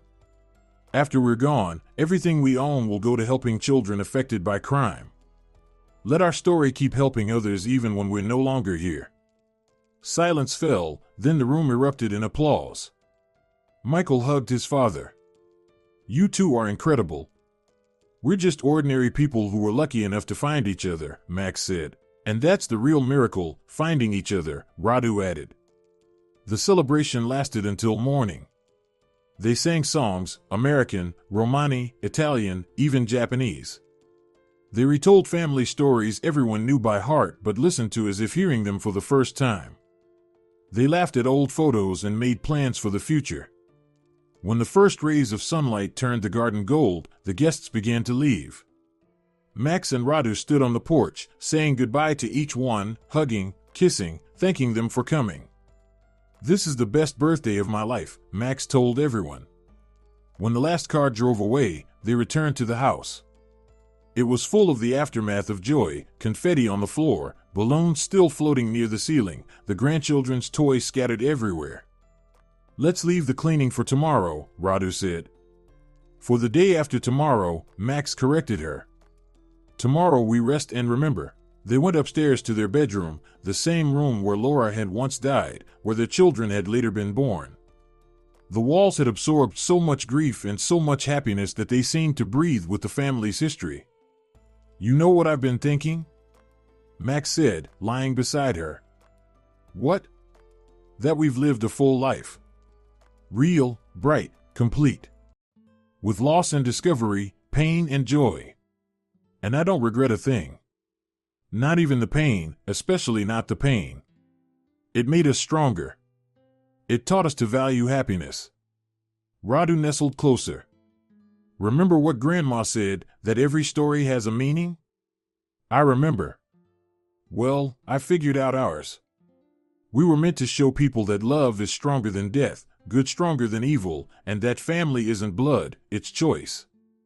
Wise words for a gypsy, Max teased. For your gypsy, she corrected. They fell asleep in each other's arms, two old souls who had lived a great, full life. Downstairs, on the fireplace mantel, stood a photograph, a young widower with his sick son and a dark-haired woman with determined eyes. The beginning of a story that had changed so many lives. Max passed away 2 years later, quietly, in his sleep. When Radu woke that morning, she knew immediately he was gone. She didn't call anyone right away, just sat beside him, holding his hand, talking to him softly. You left first, just like you wanted. You didn't want me to be alone. You always took care of me. But I'm not alone, my love. I have our children, our grandchildren, our great-grandchildren. I have our story. I'll carry it to the end. His funeral was enormous. It felt like all of California came. Businessmen and doctors, actors and engineers, parents of rescued children, and grown-up patients from the foundation, everyone whose life had been touched by this extraordinary family. Michael spoke the eulogy. My father was an ordinary man who did something extraordinary, he believed, and he loved. He showed me, and all of us, that happiness is possible after tragedy, that family is built on love, not blood, that good always wins. He's gone, but his story will live on. Radu was held up by her children.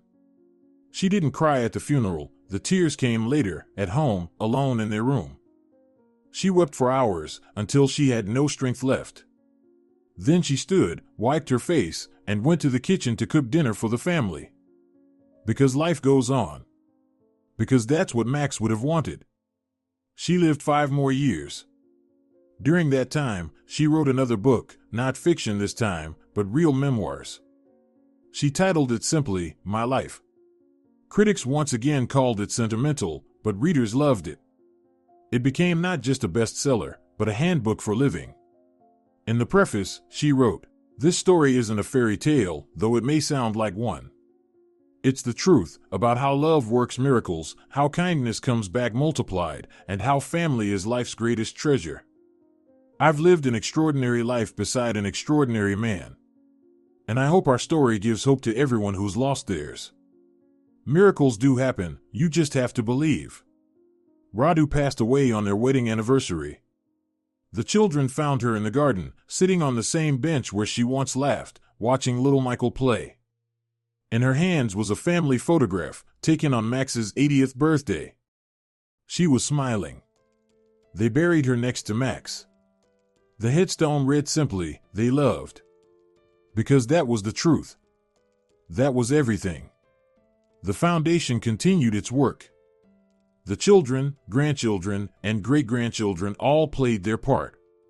The story of Max and Radu became the foundation's legend, told to new staff, new volunteers, new families.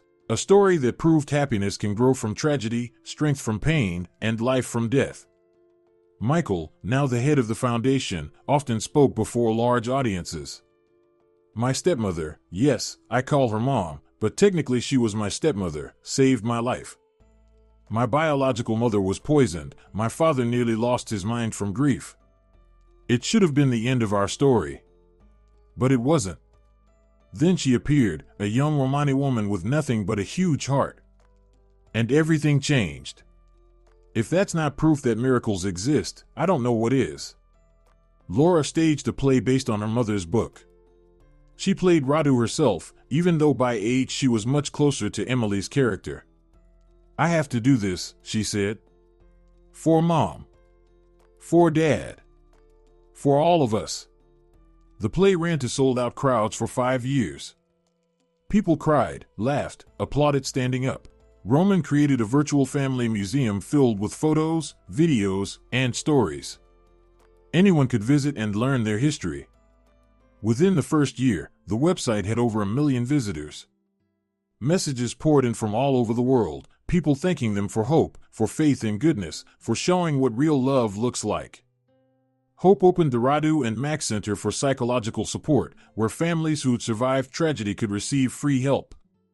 They were taught how to keep living, how to find light in darkness, how to turn pain into strength.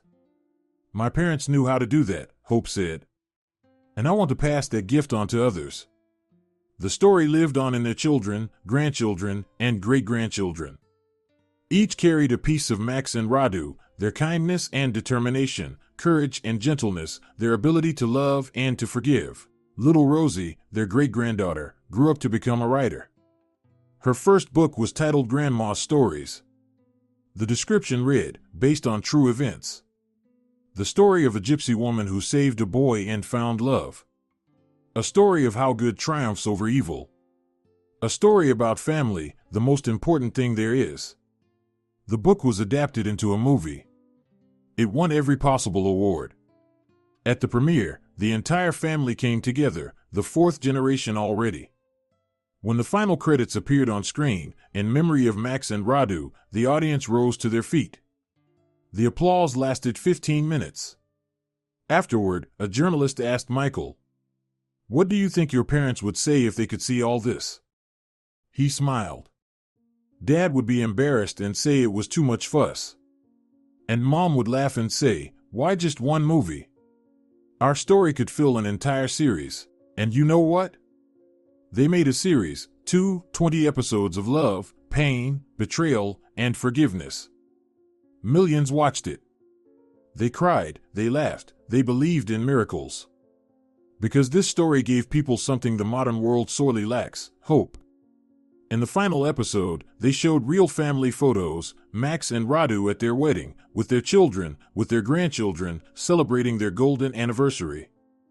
The last photo showed them dancing under the stars, old, gray-haired, but still in love. A narrator's voice said, "They met under the most tragic circumstances. A widower and a gypsy. Grief and hope. Death and life. Their story proves that love conquers all, death, betrayal, even time itself. It transforms, it heals, it gives new life. Believe in love. Believe in miracles. They do happen." The series ended, but the story went on, living in every child the foundation saved, and every family it helped, and every person who read the book or saw the film and began to believe that happiness is possible. The house where it all began became a museum. Visitors came to hear the story, to see Michael's old room, where Radu had found the poisoned vitamins, the study, where she discovered the first clues, and the terrace, where they drank tea and fell in love. The tour guide, an elderly woman, always ended with the same words. This story teaches the most important lesson: never give up. Keep searching for light, even in total darkness. Believe in love, even after betrayal. And remember, family isn't made by blood, but by love, by the choice to stay together. People left thoughtful, moved. Many returned, bringing friends or their children. Because this story mattered, it was a lighthouse in the dark, a reminder that goodness exists and that it always wins. And somewhere above, two souls were watching it all from the heavens. Max had his arm around Radu, she rested her head on his shoulder. "See? Our story goes on," he said. "Of course," she replied. "True love never dies. It passes from heart to heart, from generation to generation." Beside them sat Grandma Rosa, shuffling her cards. "I told you, you'd have a big family and a long, happy life." "You were right as always, Grandma," Radu laughed. "Not always," Rosa said with a wink. "But about love, always." And Laura was there too, smiling softly. "Thank you for keeping my memory alive." "Thank you," Radu replied. "For giving birth to Michael. Without him, we would never have met." They all sat together, those who had gone, watching those who remained, their children, grandchildren, great-grandchildren, great-great-grandchildren. Strangers visiting the museum, leaving with hope in their hearts. Everyone whose lives had been touched by their story. And if you listen closely, if you believe in miracles, you can still hear their voices in the rustle of the leaves, and children's laughter, and the faint music drifting from the house. They whisper, "Love. Forgive. Believe. Be a family. And remember, good always defeats evil, love is stronger than death, and happiness is possible even after the darkest tragedy." That's the story. Of a widower who hired a gypsy woman to care for his dying son, and, after checking a hidden camera on a plane, froze in disbelief at what he saw. Of how saving a child led to love. Of how joy was born from grief. Of how miracles happen to those who believe in them. And one last thing. If you've read this far, it means this story touched your heart. It means you, too, believe in love, in goodness, in justice. Keep that faith. Pass it to your children. Tell this story to those who've lost hope. Let it be a small beacon of light in our complicated world. Because as long as there are stories like this, as long as there are people who choose love and forgiveness, as long as there are those who choose good, the world will keep getting better. Step by step, day by day, story by story. But this isn't the end. The story that began in tragedy and became a legend of love kept living on, growing with new chapters, new lives, new miracles. 10 years passed after Radu's death. The museum welcomed thousands of visitors every month. One day, a woman of about 45 came in, beautiful, but carrying the weight of deep exhaustion on her face. She stood for a long time before Radu's portrait, then suddenly began to cry. The guide, our familiar elderly woman, Virginia, approached gently. "Are you all right? Would you like some water?" "No, thank you." The woman wiped her tears. "It's just I saw myself in this story. My husband died 3 years ago. I have a teenage son. And a month ago, I met a man, a widower with 2 kids. We fell in love, but I'm scared. What if the kids don't accept me? What if it's a betrayal of my husband's memory? What if?" Her voice broke, and she began to cry again. Virginia, who happened to be a distant relative of the family, the niece of Dr. Simons himself, gently took her arm. "Come with me. I'll show you something special." She led the woman to a small room not open to the public. Inside were the family's personal keepsakes, letters, diaries, photo albums. "This is Radu's diary," Virginia said, taking out a worn notebook. She kept it during her first year of marriage. "Read this." The woman opened it to a random page and read aloud. "Today, Michael called me Mom. Not second mom, just Mom. I started crying. I'm afraid I'm betraying Laura's memory, but Max says love doesn't betray, it multiplies. The more love there is in the house, the brighter the memory of those who are gone." The woman looked up. She was afraid too? "Of course," Virginia said. She was human, she had doubts, fears, pain. But she chose love. And look what came from it, a whole dynasty of happiness. The woman smiled through tears. "Thank you. I know what to do now." 6 months later, the museum received a wedding photo and a letter. "We got married. The kids accepted each other. My son calls my husband Uncle Alex, but I see how much he loves him. His daughters follow me everywhere. We call ourselves the Happiness Team. The youngest came up with the name. Thank you for your museum, for this story, for hope. You didn't just save children, you're still saving families." Hundreds of such letters arrived. Virginia carefully kept them in a special archive she called the continuation of the story. Sometimes she read them aloud during tours, and visitors would cry softly, moved to tears. Michael, now in his 60s, often came to the museum. He personally led tours for medical students, explaining the toxicological side of the case. "See this little bottle," he'd say, pointing to a replica of those infamous vitamins. Ricin in microdoses is nearly impossible to detect with standard tests. You need specialized analysis, rare at that time. If not for Radu's intuition and her hospice experience. One day, after a lecture, a young doctor approached him. "Professor, have you ever regretted that your whole life ended up tied to that tragedy? Toxicology, the foundation, it's like you've spent your entire life fighting the same nightmare from your childhood."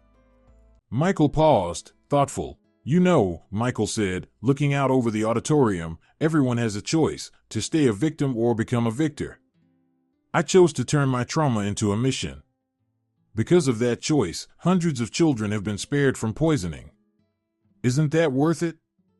At 55, Laura still shone on stage, though she spent more time directing than acting now. Her play The Gypsy and the Poison toured all over the world. After a premiere in Paris, an elderly Frenchwoman approached her. "Madam, your play saved my life." "How so?" Laura asked, surprised. "I wanted to end my life.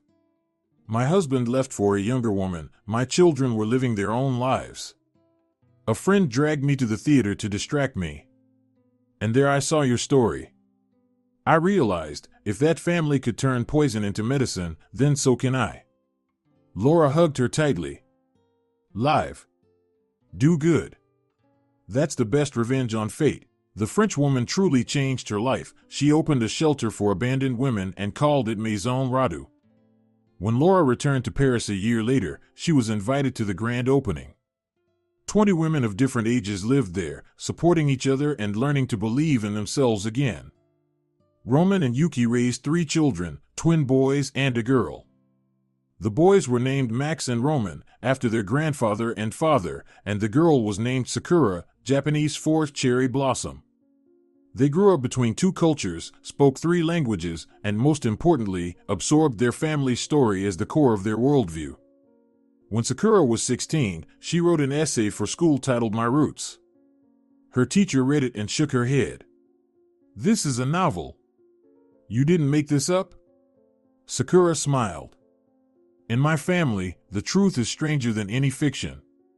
Want me to show you our family museum?" The entire class went on a field trip.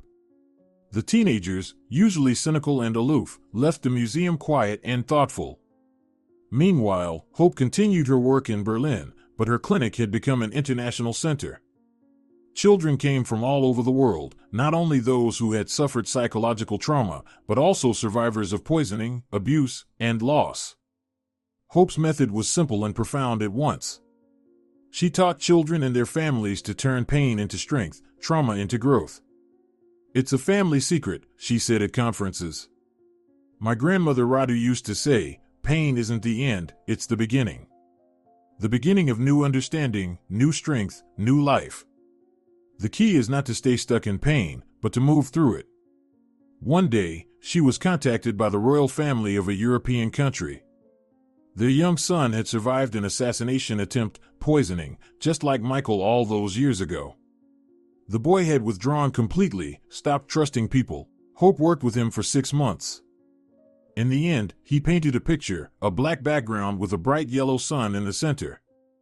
"That's me," the prince explained. "There's darkness around me, but light inside. And Hope taught me how to see it." The story made headlines.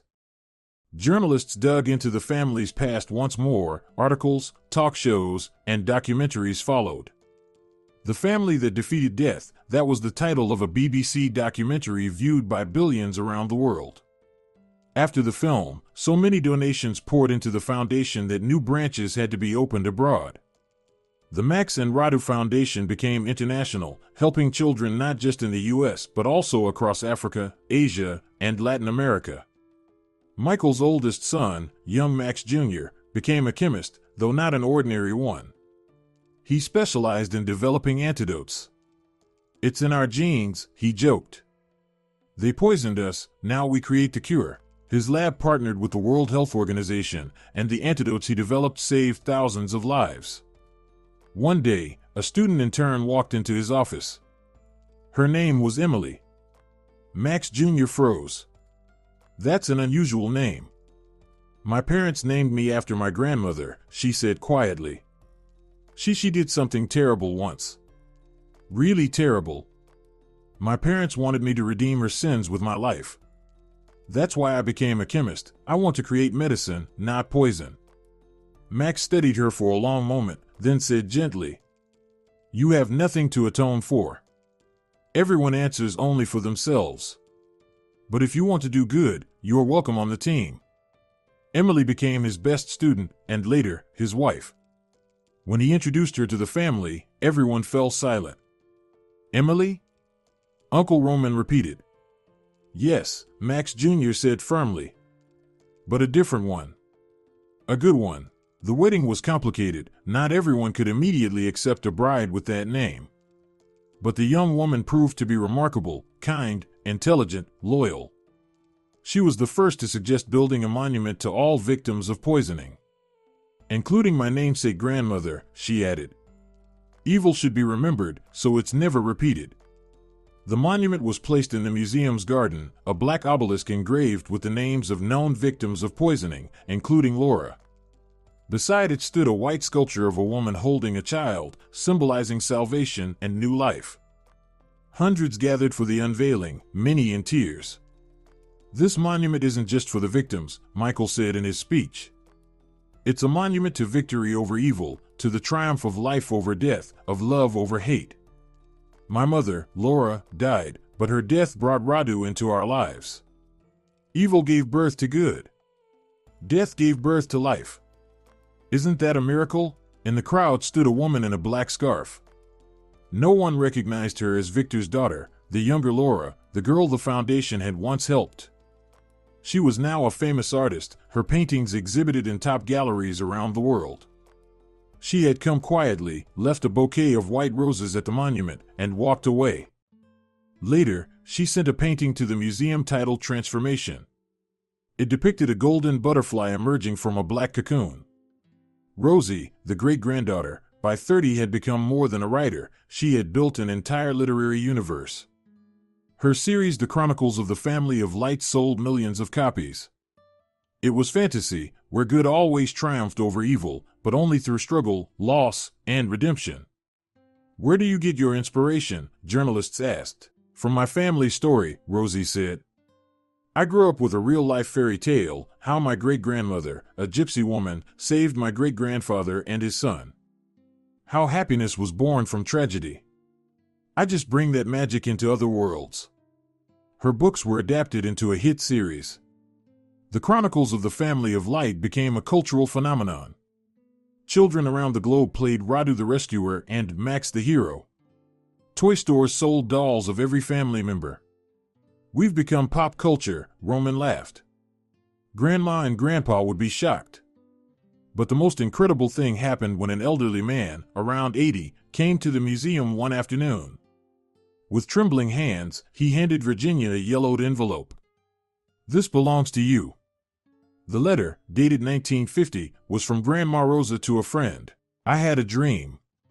My granddaughter, who hasn't even been born yet, will save a boy and marry his father. From them will come a bloodline that changes the world. Silly, isn't it? Maybe. But my dreams always come true. Virginia couldn't believe her eyes. Are you saying Grandma Rosa foresaw everything 20 years before Radu was even born? The old man nodded. My mother was her friend. She always said that gypsy woman could see the future. She kept the letter and passed it down to me. I've followed your family all these years, waiting for the right moment. Now you know, it was all meant to be. The letter was placed in the museum under glass. Visitors stood for hours, studying the faded ink, trying to decipher the old handwriting. It's a forgery, skeptics said. It's a miracle, believers whispered.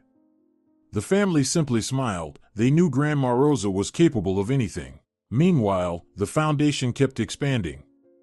Not just branches now, but full centers, staffed with psychologists, doctors, lawyers, and social workers. They helped not only victims of poisoning, but any families in crisis. In one of those centers worked a young woman named Mila.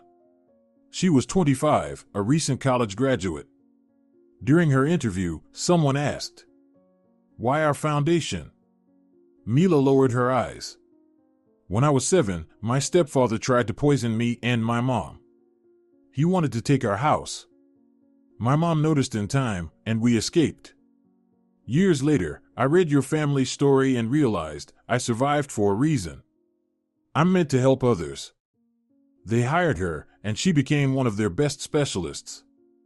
Within 5 years, she led an entire department, working with children who had survived domestic violence. Her methods, inspired by the story of Max and Radu, were soon adopted across all foundation centers. One day, a 10-year-old boy was brought to the California branch of the foundation. His story was horrifying. His stepmother had been poisoning him with mercury to secure his father's inheritance. The boy survived, but the trauma left him mute. Doctors were helpless. Mila was called in as a last resort. She didn't come with toys or candy. Instead, she brought a book, the first edition of Radu's memoirs, its pages yellowed with age. She sat down beside the boy and began to read aloud. She read for an hour, then 2, then 3. The boy sat still, listening in silence. The next day she came back and read some more. She came every day for a week. On the 8th day, when she reached the part where little Michael calls Radu Mom, the boy suddenly whispered, "I want a new mom too. A good one." They were his first words in 2 months. He was later adopted by a childless couple who had been waiting for years through the Foundation's program. They were trained, fully aware of his past, and ready for the challenges ahead. A year later, the boy was not only speaking, he was singing, laughing, reciting poems. He called his new parents Mom and Dad. "Every saved life is a victory," Mila said at the Foundation's annual conference. "We can't change the past, but we can create the future." Just like Max and Radu did. The Foundation's conferences became world-renowned events. Specialists from across the globe gathered to share knowledge and learn from one another. But the highlight of every conference was Story Hour, when children once rescued, now adults, told their own stories. One of the most unforgettable was from a woman named Helen, age 45, now a successful attorney. "My own mother tried to poison me," she began, and the hall fell silent. "She didn't want a sick daughter with a heart defect. She mixed arsenic into my food. A neighbor noticed and called the police. They saved me, and my mother went to prison.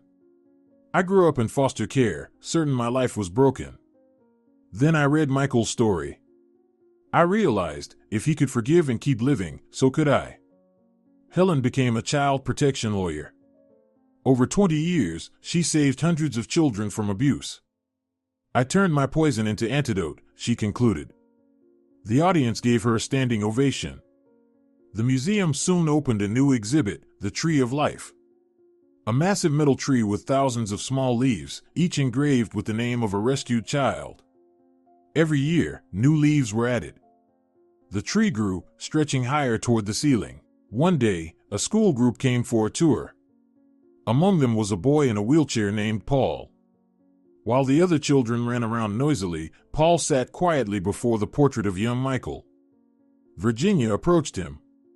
"Do you like this story?" Paul nodded. "He was sick too." "Like me?" "Yes," Virginia said softly. "He was poisoned. But he got better." "I won't get better," Paul said sadly. "I have cerebral palsy. It's forever." Virginia knelt beside him. "You know, Michael once said that what matters isn't what happens to us, but what we do with it. Maybe you can't walk, but you can become a great scientist, or writer, or artist." Paul thought for a moment. "Can I come back here again?" "Of course. Come anytime you want." The boy became a regular visitor. He read every document, every letter, every diary. A few months later, he brought Virginia a thick notebook. "I wrote a play," he said, "based on your story. But in mine, there's a boy in a wheelchair, and he's the hero too." The school performed his play. It was a sensation. Local TV covered it, and the story reached Laura. She came to see the performance, and cried. "This is the best adaptation of our story," she said afterward. "Because it's about hope." Laura invited Paul to work with her and helped him refine the script. The professional premiere of The Boy in the Wheelchair became the theater event of the season. Paul sat in the front row, glowing with joy. After the show, they wheeled him onto the stage, and the audience applauded for 10 minutes straight. "See?" Laura said, hugging him. "You became a hero. Not despite the wheelchair, but because you never gave up." Paul smiled. "Like Michael didn't give up. Like your whole family didn't give up." Paul's story spread through the media. "A new miracle from the family of Max and Radu," the headlines read. The boy became a symbol of the foundation, his story shared as proof that physical limits can't restrain the spirit. Paul grew up to become a playwright. His works were staged all over the world, each one carrying themes of endurance, transformation, and strength born from pain. I learned from the best, he said in an interview. From a family that showed the world love is stronger than anything. The younger generations, Max and Radu's great-great-grandchildren, grew up surrounded by the family legend. They knew their ancestors had been heroes, that their story had changed lives. It was both a blessing and a weight. One of them, 15-year-old Tyler, son of Max Jr. and his Emily, rebelled. "I'm tired of living in the shadow of some great story," he told his parents. "I just want to be me, not the great-great-grandson of Max and Radu." His parents were lost and turned to Hope, the family psychologist and peacemaker. She sat down with Tyler. "You know what your great-great-grandmother Radu would have told you?" "What?" "That everyone has to write their own story. Yes, you're part of a big one, but you've got your own pages. Fill them however you want." Tyler frowned. "What if I want to be a rock musician?" "Then be one. Your great-great-grandmother sang Romani songs, you'll sing rock. Just put your soul into it." Tyler started a band called Descendants of Light. Their debut album was titled My Story. The songs were about finding yourself, choosing your own path, and learning that love isn't inherited, it has to be discovered. On the 100th anniversary of Max's birth, the band played a concert that filled an entire stadium. Tyler stepped onto the stage and said, "This song is for my amazing ancestors. Thank you for showing us what true love is. Now it's our turn to carry that light forward." The crowd roared. For the centennial celebration, the entire family gathered at the monument in the museum garden, 5 generations, over 100 people. Children, grandchildren, great-grandchildren, great-great-grandchildren, and even one great-great-great-grandchild, a newborn baby boy, of course named Max. Michael, now completely gray-haired but still dignified, gave a speech. 100 years ago, a man was born who changed all our lives. He lost the woman he loved, nearly lost his son, but he didn't give up. He found new love, built a new family, and left behind a legacy that still changes the world. Dad, wherever you are, know that we're continuing your work. Then something extraordinary happened. Thousands of butterflies, where could they have come from in October? Rose from the garden and swirled above the crowd. Gold, orange, red, the colors of autumn, the colors of Romani skirts. They circled and shimmered, forming a living cloud over everyone's heads. "It's a sign," whispered old Aunt Vera, a distant relative of Radu. "They're here with us, Max, Radu, Grandma Rosa, even Laura. Everyone who loved and was loved." The butterflies danced a few more minutes and vanished as suddenly as they'd appeared. But the feeling of wonder stayed. People stood hand in hand, family, friends, foundation staff, and visitors who had just happened to be there that day. That evening, after the official ceremony ended and only the closest ones remained, Rosie took out Radu's old guitar. "Let's sing Grandma's song." It was the Romani love song Radu used to sing to her children. Everyone joined in, some knew the words, others just hummed along. In that moment, little baby Max, only 2 months old, suddenly laughed. Loud, bright, joyous. His first laugh. Everyone froze, then burst out laughing with him. "It's a blessing," his mother said softly. "He'll be happy, like everyone in this family." After the celebration, life went on. The foundation opened a university, the first in the world dedicated to family psychology and crisis support. It was named the University of Max and Radu. Students came from all over the world to study there.